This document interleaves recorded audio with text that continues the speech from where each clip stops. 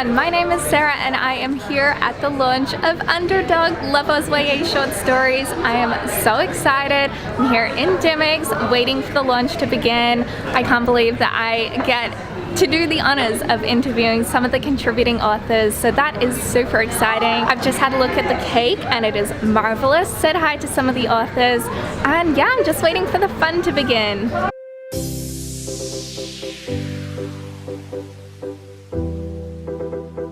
So excited! If you haven't read this already, you need to pick it up. The Swan and Living Rose. Thank you so much for joining us here tonight for the launch of Underdog, LoveOzYA short stories. I can distinctly remember the moment in September 2017 when I said to my fiance Daniel, do you think it would be a really dumb idea if I started a publishing company and published an anthology of short stories by previously unpublished YA authors? And what started out as this like potentially stupid and ridiculous idea kind of just surpassed my expectations at every single step of the way, and then here we are with the book on the shelves at, you know, the biggest Dimmicks in Melbourne, and it's absolutely nuts. Book nerd meet cute at Melbourne Writers Festival. Funnily enough, it was inspired by being at Melbourne Writers Festival and standing in a signing line to meet one of my idols, literary idols. It was the year that David Levithan came to do Melbourne Writers Festival, and so I queued with my 20 books of his and got to the front and was like, please sign these. And so yeah, that was the sort of moment that made me think, yeah, maybe there's a story behind this. The problem for the queer protagonists isn't the fact that they're queer, it's everything else that's a mess. So, thank you. So that was the whole idea for Keble Expression, right? Something dramatic and teenagery and really seeped in all the issues, but and also queer. My story, Remnants, is it's not dead yet.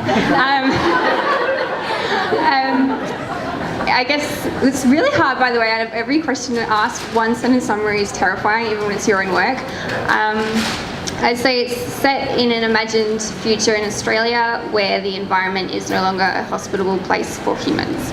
Cool. It's called After Death, and it's kind of like a gruesome retelling of Romeo and Juliet. It's a bit surreal.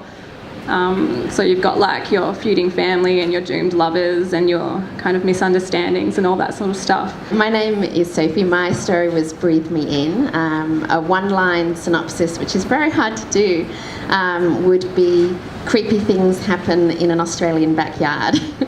I'm Tobias, obviously. My story was Variation. It's kind of about a young ballet dancer growing up in a country town and kind of just his dealing with some identity stuff whilst on stage competing at a very big ballet competition. Honestly, some of the best advice I got was actually from Siobhan Plaza, who I name dropped before. It is essentially for young writers to own the label of writer. So when people ask you, oh, what do you do? I'm an aspiring writer. It's like, no, you're writing, you're a writer. Don't be afraid to risk your dreams, because for a long time I didn't want to let anybody read my work, which is really good advice to let people do that, because I I'd told people that I wanted to write, and I thought if I let people read my work, they might not like it, and then they might go, oh, Sophie wants to write, but she's really bad. And so I didn't want people to read it, and then I didn't want to enter competitions, or I didn't want to submit my work anywhere, because if I didn't succeed, then that just showed that I couldn't do what I wanted to do. And in some ways it's much easier to have a dream that you do nothing about, because then you can hold on to that dream and you've got no risk of failing. But you have to risk your dreams, because if you hold on to them, you've got no chance of succeeding. Okay. Shaun is going to try the cake. How is it? Good. It's chocolate flavor, yeah? He has 2 pieces.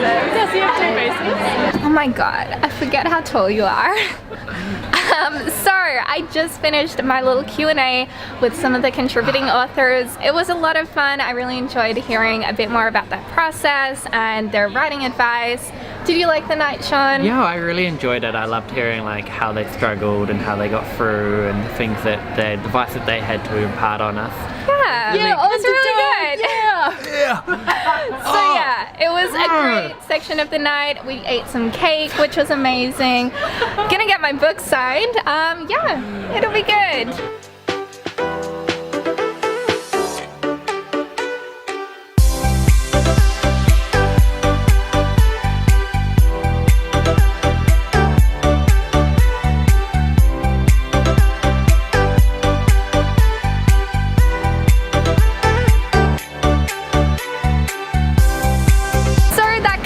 Our night at the launch of Underdog. We had such a good time. I loved getting our book signs and everything.